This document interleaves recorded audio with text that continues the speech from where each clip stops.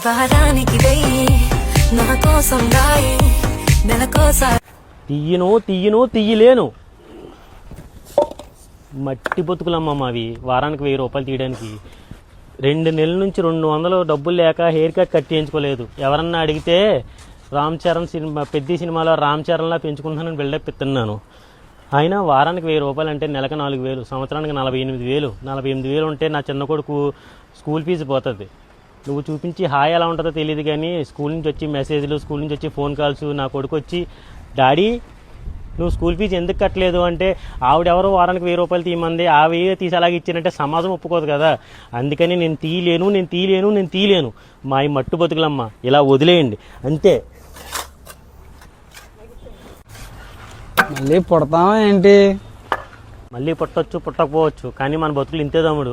పొద్దున్నుంచి సాయం దాకా కష్టపడ్డామా, ఇంటికి వెళ్ళి ఫ్యాన్ వేసి పడుకున్నామా, అంతేగాని సుఖాలకు పోకూడదు. సుఖాలకు పోతే కష్టాలు ఎక్కువ అవుతాయి.